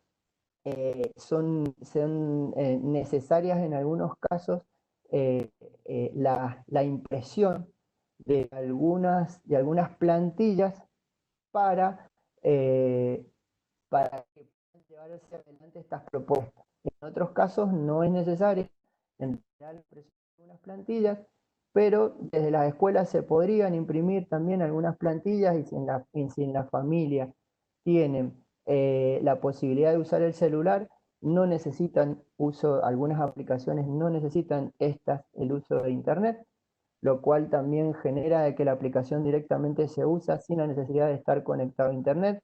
Le va a generar otra propuesta diferente al estudiante, otra forma de acercarse al conocimiento. La familia realmente la familia le llama muchísimo la atención, es algo que uno, bueno, personalmente lo ha probado y que realmente los chicos se motivan bastante. Esto también es algo para profundizar, es algo para estudiar, es información que ustedes la pueden buscar y está disponible en diferentes sitios. Las aplicaciones todas tienen muchos sus tutoriales para poderlos llevar adelante. Entonces, en realidad, acá también nos empezamos a dar cuenta de lo que les decía más temprano, de las competencias digitales del docente, que empieza a darse cuenta que sin querer aprende a descargarse la aplicación, aprende a cómo poderlo utilizar en el contexto, y sin querer ahí está poniendo en juego todas sus competencias digitales. Así que es algo para probarlo, para animarse. No pasa nada si la aplicación no funciona, si hay que meter mano, hay que indagar, así como hacen los chicos. Bueno, nosotros tenemos que aprender de la misma manera. Vamos con otra que tiene que ver con la gamificación. Esta es un poquito más compleja. Esta sí en realidad se puede trabajar con o sin tecnología, es decir, esta propuesta metodológica de gamificación se ha usado muchísimo en primaria y en secundaria. Realmente ha tenido resultados muy interesantes en las investigaciones que se han hecho, sobre todo en secundaria, porque se trabaja muchísimo la motivación de los estudiantes, se trabaja muchísimo el desarrollo de competencias digitales de los estudiantes y obviamente ha servido también muchísimo como una estrategia para poder trabajar muchas competencias conductuales en algunos espacios. Es decir, el uso de la gamificación no significa usar jueguitos, es decir, muchas veces se confunde el título con el tema de que uno lee gamificación y uno dice, bueno, entonces los chicos van a jugar todo el tiempo y lo único que van a hacer es descargarse aplicaciones. No, para nada. Lo que se hace justamente es plantear objetivos muy claros. Se van a delinear, como dice acá el gráfico, comportamientos objetivos, es decir, qué tipo de jugador yo voy a querer llevar. Acá entra en juego también los roles que van a ocupar los niños o los adolescentes dentro de ese proceso de gamificación, para lo cual es muy interesante para aquellas aulas donde tengamos que trabajar muchas cuestiones relacionadas con la conducta, porque genera mucho la motivación y justamente la resignificación de los roles realmente a los chicos los posiciona en un lugar donde los regula bastante también de lo conductual. El desarrollo de las actividades, en realidad el no olvidarse que se quiere llevar adelante una situación lúdica, y en realidad las estrategias después se van a seleccionar específicamente herramientas las más adecuadas. Acá se puede trabajar con tecnología. Y es más, se puede trabajar también de forma alternada. Podemos trabajar con muy poquito de tecnología y después con materiales concretos o con gráficos o con materiales representativos. En realidad se puede trabajar íntegramente también con tecnología. Yo no lo recomiendo.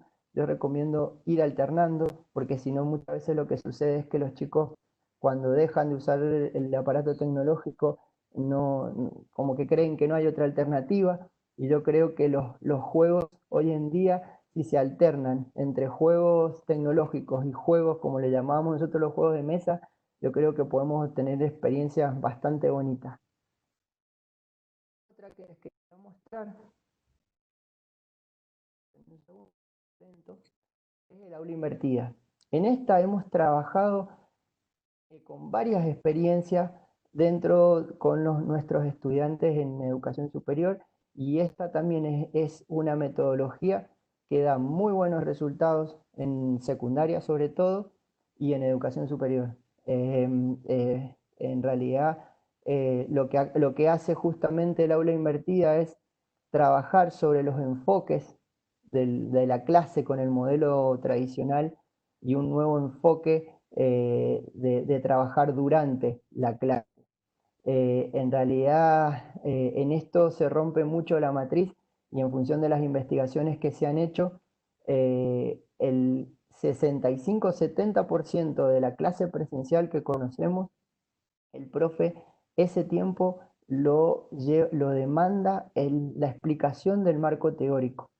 Después tiene casi un 25% de lo que serían instancias prácticas, y un 5% o un 10% para instancias reflexivas. Entonces, es el modelo tradicional de la clase. Un poco lo que nos plantea el enfoque del aula invertida, en realidad también se trabaja con una alternativa diferente al aula que nosotros conocemos, porque en realidad trabaja el estudiante solo por su cuenta. Acá sí el aula invertida realmente nos sirve el uso de lo tecnológico, y en este caso el tema de que tengamos aulas virtuales ahora en los institutos nos va a ayudar un montón para trabajar con esta metodología.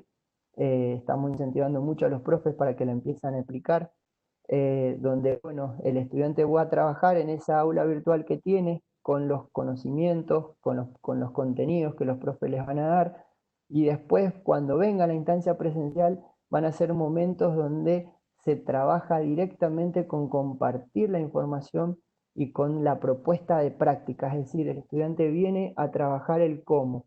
Cómo, en el caso de una didáctica, trabaja el marco teórico que ya está puesto en su aula virtual, trabaja con el marco teórico que ya está subido a sus clases virtuales, y después cuando viene a la clase presencial trabaja directamente el cómo lleva adelante esa propuesta.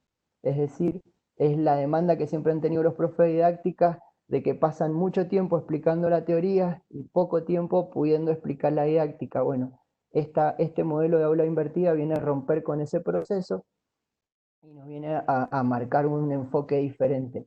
Obviamente que, como lo vuelvo a reiterar, todo esto hay que trabajarlo, hay que formarse y hay que capacitarse. Son instancias para lo cual es importante que todos, y en esto estoy incluido siempre, estemos justamente ahí expectantes sobre las diferentes propuestas de formación que nos brindan de educación superior y que nos brindan de para poder obviamente ir construyendo y viendo de qué manera podemos abordar a nuestros estudiantes. Así que bueno, en realidad estamos llegando al final para cumplir con los tiempos que nos habían establecido. Esperemos en realidad que se haya podido entender un poco la propuesta. La intención era justamente, como le dijimos, poderles mostrar un poco y obviamente tenemos muy presente, en este caso, bueno, nuestros destinatarios, que eran nuestros estudiantes, y también obviamente hacer intensiva un poco la propuesta al resto de los profesionales que se han sumado y al resto de las personas que han participado, porque, bueno, evidentemente ustedes están, obviamente como nosotros, muy comprometidos con esta propuesta y en realidad estamos todos también desconstruyéndonos de nuestro rol como docente. Así que, bueno, Laura, no sé si querés agregar algo.